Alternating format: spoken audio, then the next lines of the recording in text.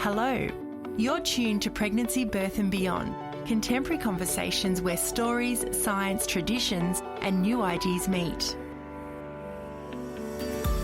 There's a process inherent in becoming a mother that pushes us past our edge, that makes us grow from being a woman to becoming a mother. Look at that, the little girl. Wow, that was intense. I thought that I wasn't going to be able to do it, and then I did. Pregnancy, Birth and Beyond. It's about family, connected parenting, celebrating your amazing body, connection with your community, and finding your truth. Our show is coming to you from the studios of BayFM in Byron Bay and is broadcasting across Australia on the Community Radio Network and globally via our podcast at pbbmedia.org. And you're tuned to Pregnancy, Birth and Beyond, where stories, science, traditions and new ideas meet to inform and inspire you. Our show is coming to you from the studios of BayFM in Byron Bay and broadcasting across Australia on the Community Radio Network, as well as podcast internationally. Our podcast is very much loved internationally, and you can catch us on iTunes or Spreaker, which is Spreaker.com. Look for Pregnancy, Birth and Beyond. And if you need any more info about our show or our organisation, you can head to pbbmedia.org. Today on the show with us are parents Jeremy and Hana, and we'll be speaking about their incredible experience of pregnancies. They're pregnant with their twins. It's their third pregnancy. And also Oni Blecher is here in the studio with us, and she'll be conducting the interview. Oni's joining our team here at PBB Media. Hello, thank you for having me on the show today. It's a great pleasure. And Jeremy and Hana, welcome. Hi. Hi, thanks for having us. And Hana and Jeremy. So a pregnancy with twins is a new experience for you two. You've got two boys at home. You've got Dali, who's 2, and Zephyr, who's 4. So when you conceived twins on your trip around Australia not too long ago, what was your response? There was lots of tears and lots of shock. I think I found out I was pregnant when we were on the road, and I think by the time I took a test, I was maybe 6 or 7 weeks pregnant. And then we decided to just we were going to be home back in Byron by the time I was 12 weeks. So we thought we'd just get the scan and get all the bloods and everything done when we were back in Byron. So then when we went into the scan, I was 13 weeks pregnant.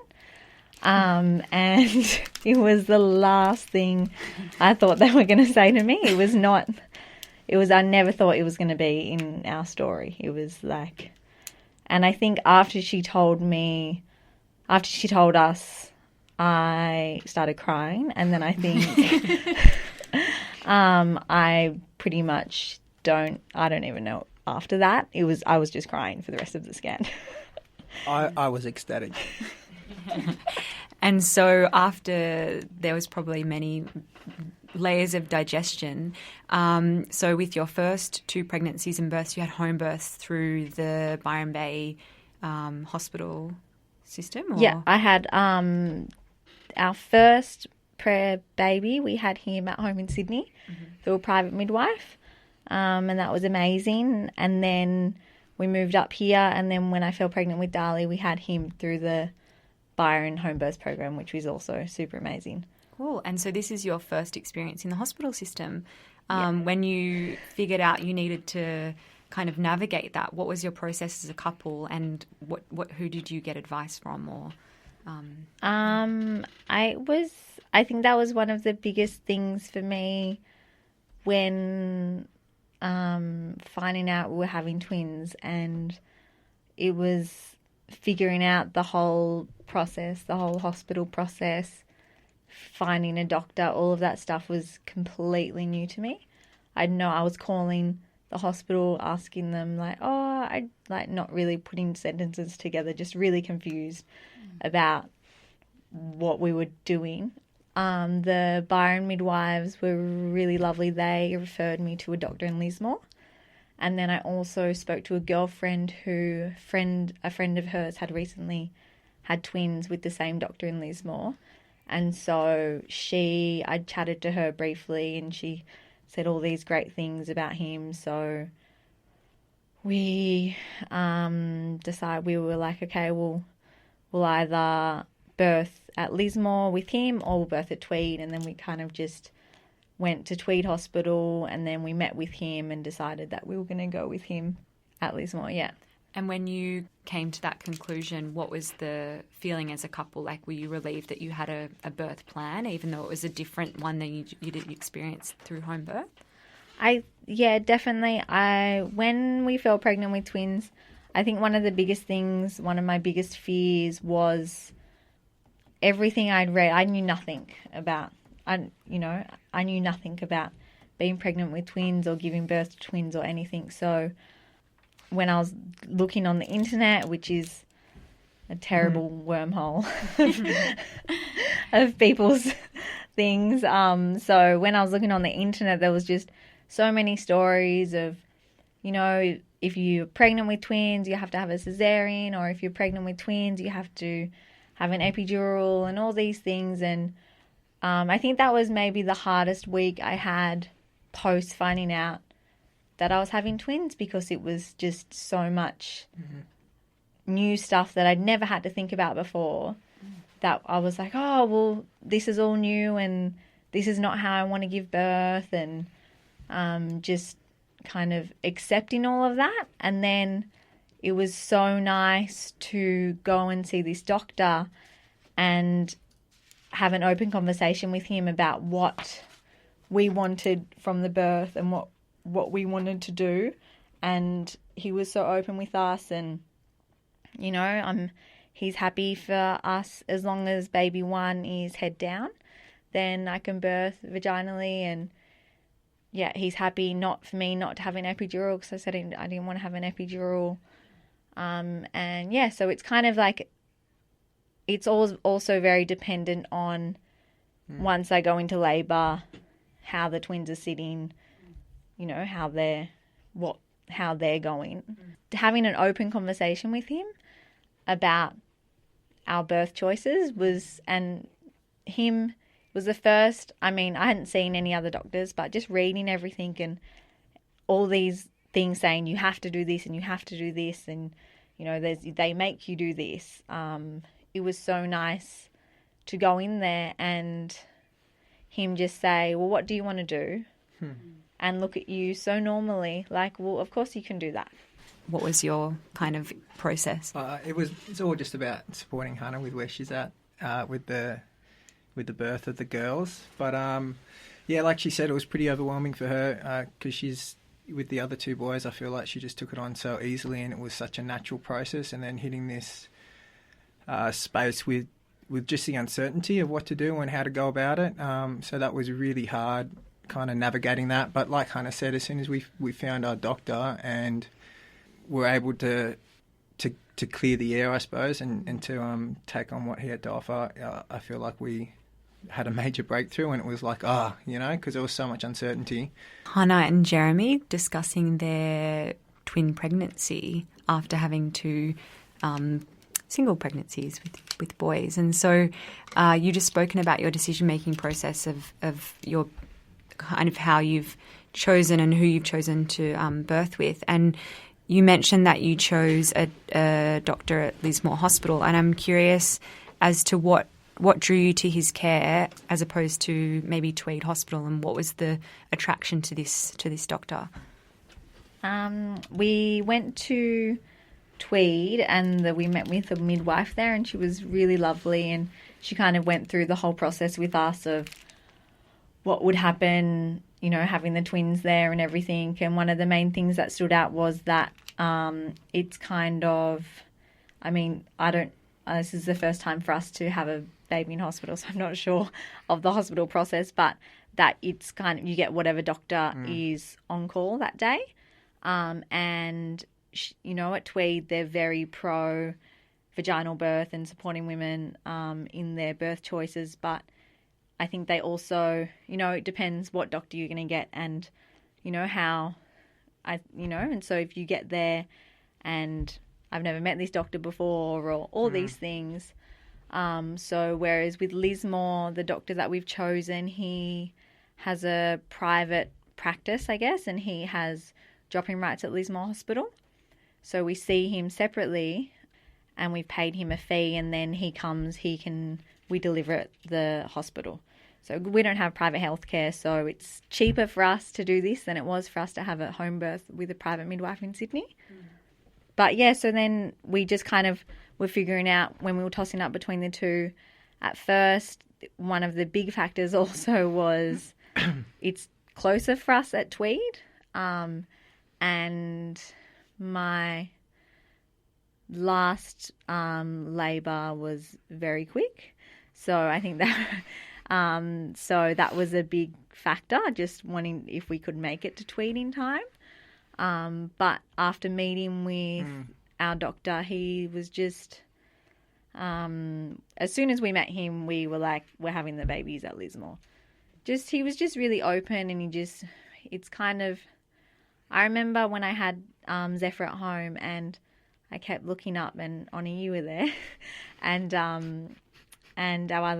midwife Cheryl was there, and I kept looking up at them sitting on the couch thinking, maybe they're bored, like maybe this is really boring for them, because you guys were just sitting there just hanging out, and that was so nice because, and the same with our with the the labour with Dali.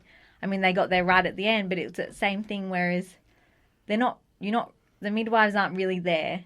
They're only there at the end if you need them. They're there for your support and when you need it, but really they're there just for you to hold. They're there to hold space for you to do your thing. And one of the things I really liked about this doctor was he was so relaxed and just open to us, and is really just there to be there if he needs to be, but he's happy for me to just do my thing. And direct you where needed. Yeah. Yeah.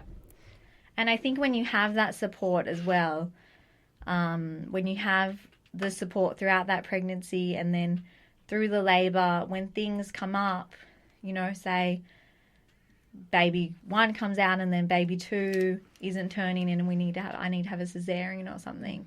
It's all the support that you have leading up to that. So then when that happens, you go, okay, cool, that's what we need to do. And you're so willing to just and open to letting it happen however it needs to happen because you've had the support throughout. And is that trust from being heard and actually feeling like someone's asking you questions that you get to answer and not pressuring you into a certain kind of way of birthing? Or yeah, just trusting that it's from the trust that you get. I feel like when you see like a midwife, when I've seen midwives in the past, and they have it in them to be like, you've got this, and whatever happens, happens. And I feel like we met him and he had that trust in me as well when we met him to be like, you've got this, and whatever happens will happen. And I think it's such a spiritual and connected journey in the whole pregnancy and then leading up to the birth, that it's so important to have a relationship. And the fact that we get to see this guy regularly, check in with him, get feedback throughout the process makes it so much easier to feel, like Hana said, to have that connection and to have faith in whatever happens, that we're going to be supported. And in the same way, Hana's really in charge of her pregnancy and has been in the past and really sure of herself. And he's given us that in the same way that if others weren't as sure of themselves, he would be able to, he's really read us and been able to give that back to what we need, which has been really positive. So he knows you both individually as a couple, what your values are as a family and your past history with pregnancy, birth and postnatal periods.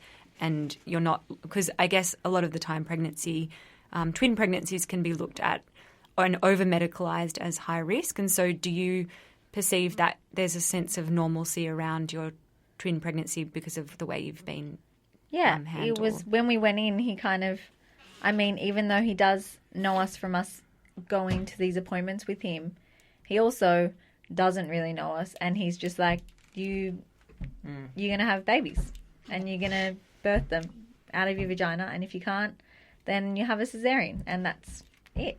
And it's kind of that, you know, it's so simple in that way that that's how it's going to happen, which is nice. It was the first time after reading everything that it was like, this is so normal. And even though I'm classified as high risk because the girls are sharing a placenta, it's not, I don't see myself as a high risk pregnancy, or I don't see this as a high risk birth. So there's a mutual trust between you as a healthcare provider and people consuming that healthcare, I guess. Yeah. Mm-hmm. And so is there a sense of satisfaction in how you're being cared for in this health system? Or definitely. I think it's been also, I've been getting scans up at Southport at the Gold Coast University Hospital. I've been having to get them quite frequently. And they've also been quite open with me in terms of I was getting scans every 2 weeks, and then the babies have been looking really good and really healthy. So I asked a few times if I could push those scans back. At first they said no a couple of times, but I kept asking. And now I've been pushed back to every 3 weeks. And I've got another scan coming up in a couple of weeks, and if everything's looking good, and if our doctor in Lismore okays it, then I can finish my scans there. So it's also just that. I forgot what you asked me. Are you feeling satisfied with? Yeah. And I think that comes from asking. You know, being satisfied, because I don't want to go up there every 2 weeks and have a scan, but I'm asking to not do it, and then when they say okay, then I felt satisfied to be like, okay, cool.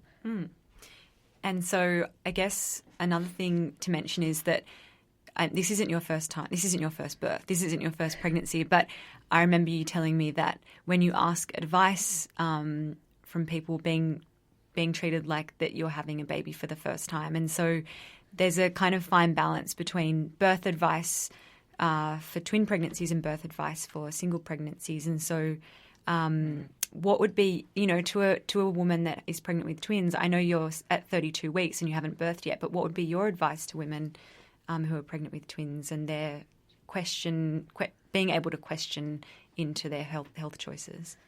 I think that it would just be that, I mean, I think that everyone, you know, everyone's pregnancy is different, everyone's birth is different, everyone's birth is their own. I think that that's powerful in itself, that, you know, there's no, your pregnancy and your birth is going to be your pregnancy and your birth, and it's amazing however you bring your babies into this world. I think that it's like, I feel like the way I look at it is I'm just giving birth twice. And, you know, that's what it is. When I remember having the scan and finding out we were having the twins, and I was sitting in the car after, and I had this vision of me giving birth, and just, you know, having the babies come out. One came out and then the other one came out. And then it was only when I started reading all this stuff on Google that I started questioning that first, you know, intuition that I had, that it's just, I just give birth, and I just give birth twice. Yeah. And then it was meeting the doctor that brought me back to that. Like, this is normal. It's just a different kind of normal.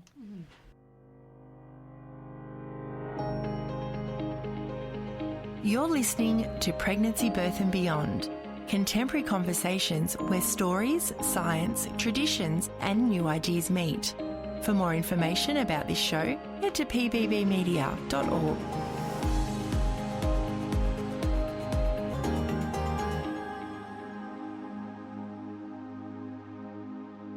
These are the Australian Charter of Healthcare Rights, feeding into what we've just been discussing. So your rights are, you have the right to access healthcare.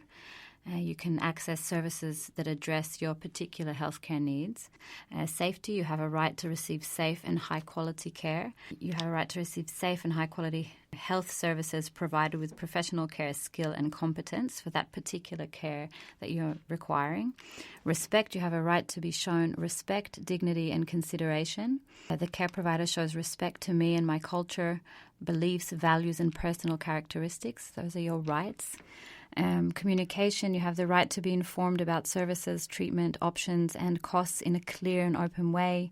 Participation, I have a right to be included in my decisions and choices about my care. You may join in making decisions and choices about your care and about health services planning.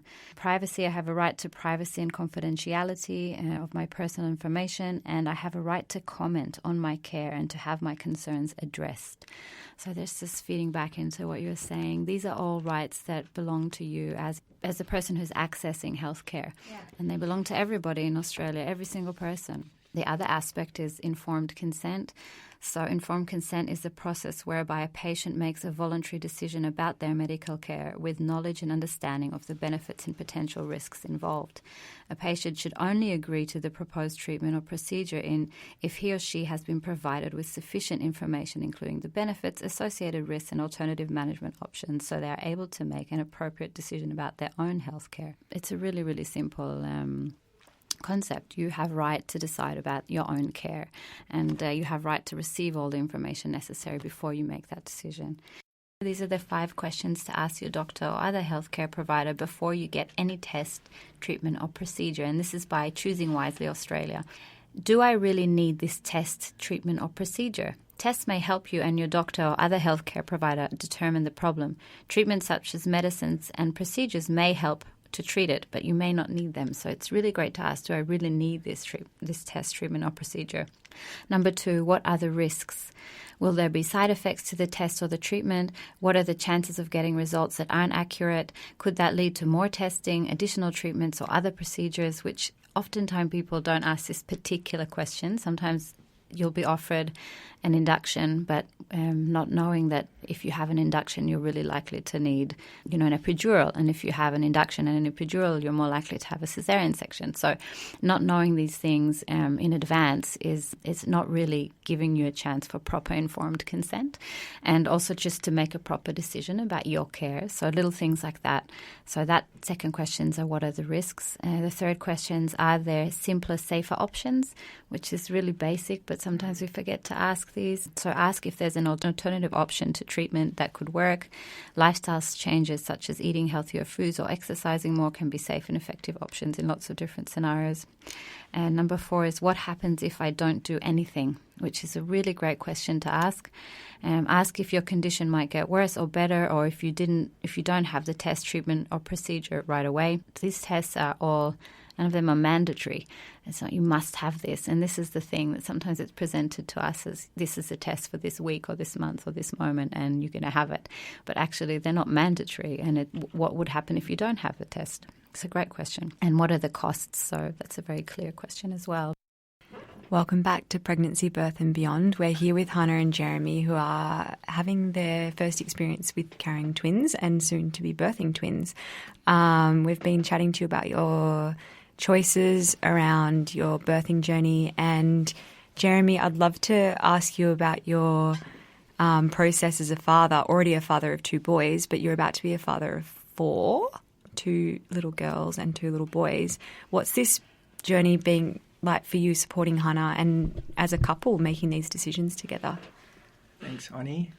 It's definitely been pretty wild because our eldest is only just turned 4, so about to have 4 kids under 4, which is still a bit of a like an optical illusion. I can't believe it's happening. But I think from the beginning, I think it's all, for me, our process has just been about trying to support Hana as best as I can. And I think maybe that's because it has been a little bit overwhelming for her, and completely understandably so.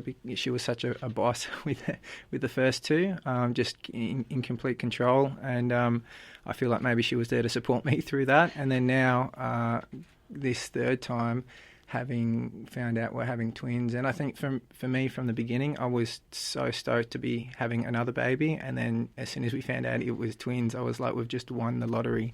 I was so happy, which was maybe a bit of a contrast to Hana on the other side of the room. When we first found out, she didn't even want me to look at her. I couldn't talk. So, completely different journeys. And I think the most important thing is, just acknowledging how much of that it takes for someone, just in pregnancy for a woman, any woman to go through that and to, be a home for a baby and everything that goes on, and then you times that by 2 and just trying to acknowledge and really not, even though I am so excited, just be like, shut up, what do you want? And then trying to do that to the best of my ability. I'm not perfect. So yeah, it's been such a wild ride. I've seen you be such a support to Hana and also just continue to be a father to young boys. But do you feel supported as a father in the healthcare system? Is there anything that you'd like more of or less of, or in that sense? Great question. Within the healthcare system, I don't know. I've definitely had nothing but a positive experience with the midwives in Byron. When we had Dali, and then with our private midwife when we had Zephyr, I felt completely supported, and just also acknowledged that it is, much more of a woman's journey than it is, for the man. But I suppose I had my own journey in that. And yeah, so dealing with the medical staff, I feel like it's all very less spiritual, which I feel like I maybe needed some support in that area, which I turned to maybe the dads and other men in my life and men in the community who have been through, maybe not twins, but just birthing and having having larger families and going through that. So I've definitely had to seek men's support for my journey, just like Hannah's, she's got a really strong community of mothers that she turns to for support and encouragement, and just for a cry, or anything that you kind of need just to hold what's going on, which are all all those things are super normal emotions when you got something as life changing and crazy as this going on, just in and then the physical stuff. So yeah, I've definitely seeked support. I've been lucky enough to have support, because I know it's not there for everyone, and maybe other dads. I definitely feel really blessed that Hana, I'm able to be such a present father and part of the pregnancy. It's like Hana would never keep anything from me, and I'm not sure whether that's common or not. But anyway, that's just our experience, and the same with the other fathers around. Just being able to talk about what's going on, because obviously my experience is different to Hannah's experience, and she's got a lot going on, but then so do I, and trying to navigate that. And they're completely different things. They can't be. But it's still, it's still definitely a process for me, and I've had my ups and downs. And I think, like I said earlier, that we've just been really lucky that I've just been so stoked about having twin girls that I haven't wavered once, whereas the first 2 pregnancies, they were a bit more to get my head around. Whereas we've kind of done like a swap, whereas obviously there's a lot more for Hana to get her head around. With the birthing, and so much that I try and just remind myself of, that there's more to it than just I'm going to have 2 little girls and they're going to be here and they're going to love me, when Hannah's actually got to carry them, and she's got to deal with with everything that goes along with being pregnant with twins, which is I feel like all I'm trying to do is just meet her needs as best as I can, and obviously just as best as I can. I'm not perfect, but and that's been really important. And yeah, like I said, just being able to download with other dads. I don't have to tell Hana everything, that whatever's going on for me, I need to talk to people that have experienced that and can hold that. Thank you. That was such a great articulation of I guess one father's journey, but keeping the communication lines open as a couple, but then also actually actively seeking support in your community. And so I guess, for both of you, what are your concerns, hopes and wishes for the postpartum period? How would you ideally like to be supported when the girls are born? And that includes for your whole family as well. I think, like what Jeremy said, we're so lucky. We've got such a strong community of women and their partners and the kids, and I've got my parents up here, which are just, ridiculously supportive. And my sister and her family. And I think that's where it's just, I know when we had Dali, I think after we had him, I don't think we cooked a meal for the first, 2 or 3 weeks. We had friends dropping over hot meals for us every day. We always have friends offering to take, Zephyr out, and just that support of everyone's, within our community. Everyone just came together and really just hold space for you as a new mother and to just do your thing. My parents are amazing. They would come over and, clean and cook and then, take the boys out and just let Jeremy and I just hang out with the Dali, just let him hang out. And when we had Zephyr, just let us just figure it out. So I think, yeah, that's amazing. The one thing that I definitely had with the other 2 births, which we won't get this time, is when you have a private midwife or through the Byron Home Births program, you get the postnatal support with, the home visits, making sure the baby's feeding, or just, any little questions that come up of, is this normal, or what's going on with his, or, his feet look weird, like, what's this? Like all those little questions that come up at 2:00 in the morning when you're breastfeeding and your head's going a bit crazy. So I think that's definitely one thing that you miss out on in the, hospital system. In the hospital system, which is I remember after having Zephyr with our first midwife, that was, you can have a baby anywhere. You can have a baby in a hospital, at home, under a tree, whatever. You can have a baby anywhere. I think the really important thing that I always thought was the aftercare of, being held in that space and, a midwife coming over and checking on you and making sure that you're okay, that the baby's okay, that the family's okay, which is so important. I don't know how, in the hospital system it's like, I don't know how it works. Maybe I'm wrong, but I have this idea that you go in and you have these babies and then, you stay there for, you stay there 1 night or you stay there 3 nights or 4 nights, whatever, and then you go home and then you have a checkup at 6 weeks. But it's like it's crazy. Like, just like you've just had a baby and you don't, like, especially for first-time mothers, you've just had a baby, you literally turned inside and out, like, and you go home and you have this baby and you're like, well, what do I do? And twins, I guess, is a new experience, so, double that.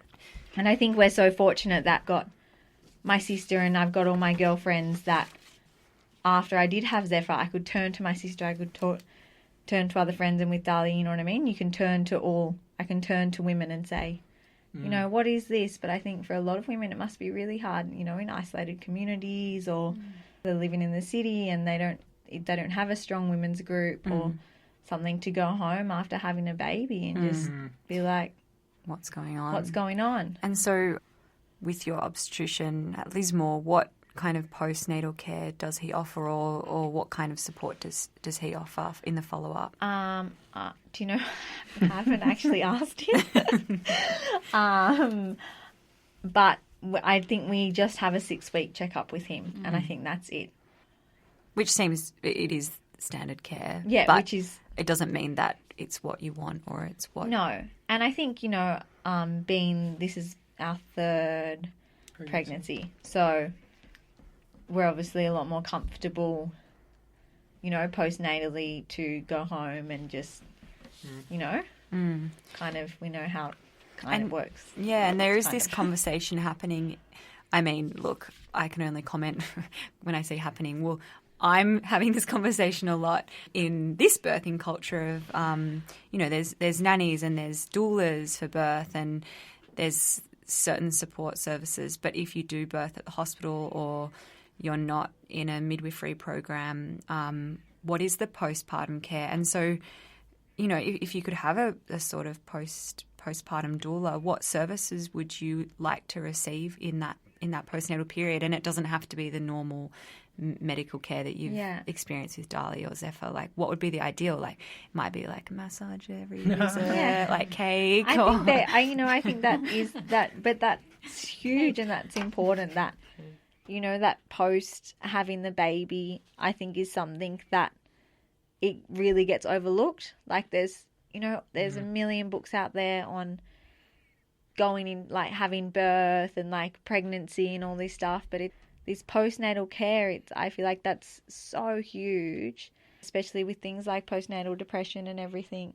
I think that support that you get in the after having the babies, being able to rest, I think makes, you know what I mean? If you can rest in that first little period, then that makes a huge difference 6 months down the track, you know. And they say even years down the track that, you know, that period sets you up for the rest of your mothering life. And so, sure, maybe for the first child, it's easier to plan that postpartum care. But, you know, if you've got two little boys and you're about to have twins, you have to think on your feet. And so, what would that look like if you could? It'd look lovely. I think just getting looked after and accepting all the help that you get and asking for help. I think it's so important to ask for help. If you're tired and you haven't slept and your babies aren't feeding, call someone and say, come and take the other children away, or just come in and I'm hungry, someone come and cook for me. Or, you know, you're sitting there and you're feeding them on the couch and you're looking around, the house is a mess. Call someone and say, hey, come and clean my house for me, and have no shame in doing that, because that's, you know, you're a mother and you're giving forever. So it's okay to ask. And I think with this pregnancy as well, with Dali and with Zephyr, I only took, up to 4 weeks off work. I think maybe even 3 weeks with Zephyr. Whereas with this one, we've planned, and I'm taking 10 weeks out because with the expectation of doing no work, and I think that's just super important to be able to just give Hana a break and to be able to connect with both the girls, because I really don't know how other families do it without the support of both partners at home. And I totally get that people have got to work and it's really difficult out there to financially support yourselves. But I feel like that's so important for us to be on the same, for our relationship to be solid and to be able to just have that connection, to be able to feed that through to the connection with the boys, because it's going to be crazy for them to have 2 new girls, we're all excited, but there's so much that comes up with that for them, and I'm sure it's going to be pretty insane. So just definitely making sure that I've got time to be around, and also, like Hannah said, just really grateful that we are in a community, and I think Byron's really rich with that, where people just acknowledge that it takes a village, to raise a family, and that it's you don't have to do it by yourself, and you don't have to keep it all within. Like Hannah said, reach out, and we've both been done that in the past, and we'll continue to do that. That when it's hard, just get on the phone, even if you don't, as much as you can. We've had Hana and Jeremy and a couple who are having twins in a few weeks. We've just been talking about their journey and their decision-making processes behind their birth choices. Thank you so much for coming on today and chatting. Thanks for having us. Yeah, thanks. We hope you've enjoyed this episode of Pregnancy, Birth and Beyond. Tune in next week for more information and inspiration, bringing us full circle. You can find our show on iTunes, Spreaker, the usual social media under Pregnancy, Birth and Beyond, and our website at pbbmedia.org.